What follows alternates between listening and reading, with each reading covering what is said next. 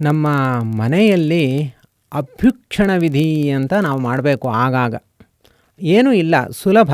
ಪರಶುರಾಮ ದೇವರು ನೀರಿನಲ್ಲಿ ಇರ್ತಾರೆ, ಪರಶುರಾಮ ದೇವರು ಅಗ್ನಿಯಲ್ಲಿ ಇರ್ತಾರೆ, ಅಗ್ನಿ ನೀರಿನಲ್ಲಿ ಇರ್ತಾನೆ.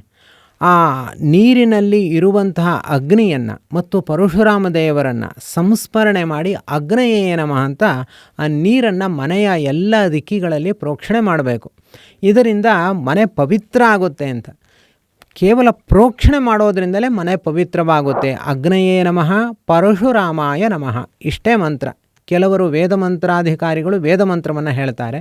ವೇದ ಮಂತ್ರಾಧಿಕಾರ ಸಾಮಾನ್ಯವಾಗಿ ಯಾರಿಗೂ ಇರೋದಿಲ್ಲ, ಅದರಿಂದಾಗಿ ಅಂತಹ ಉಪದೇಶಾದಿಗಳು ಇರೋದಿಲ್ಲ. ಅದರಿಂದಾಗಿ ಅಗ್ನಯೇ ನಮಃ ಪರಶುರಾಮಾಯ ನಮಃ ಅಂತ ಪ್ರೋಕ್ಷಣೆ ಮಾಡಿದ್ರೆ ಮನೆಯೆಲ್ಲವೂ ಕೂಡ ಪವಿತ್ರವಾಗುತ್ತೆ. ಅಥವಾ ಶಂಖೋದಕ ಅಥವಾ ಪವಿತ್ರವಾದ ತೀರ್ಥ, ಇವುಗಳಿಂದ ಆಗಾಗ ನಾವು ಮನೆಯನ್ನು, ಅದರಲ್ಲೂ ವಿಶೇಷವಾಗಿ ಹಬ್ಬ ಹರಿದಿನಗಳಲ್ಲಿ ಮತ್ತು ಗ್ರಹಣಾದಿ ಪರ್ವಕಾಲಗಳು ಮುಗಿದಾಗ ಮನೆಗೆ ಈ ರೀತಿಯಾದ ಒಂದು ಅಭ್ಯುಕ್ಷಣ ವಿಧಿಯನ್ನು, ಪ್ರೋಕ್ಷಣ ವಿಧಿಯನ್ನು ಮಾಡುವಂತಹ ವಾಡಿಕೆಯನ್ನು ನಾವು ಇಟ್ಕೊಳ್ಬೇಕು. ಆಗ ಮನೆಯಲ್ಲಿ ಇರುವಂತಹ ದುಷ್ಟಶಕ್ತಿಗಳೆಲ್ಲವೂ ಕೂಡ ಓಡಿ ಹೋಗುತ್ತವೆ, ಮನೆಯಲ್ಲಿ ಪಾವಿತ್ರ್ಯ ಹೆಚ್ಚುತ್ತೆ, ಒಳ್ಳೆಯ ಶಕ್ತಿ ಅಭಿವೃದ್ಧಿ ಆಗುತ್ತೆ.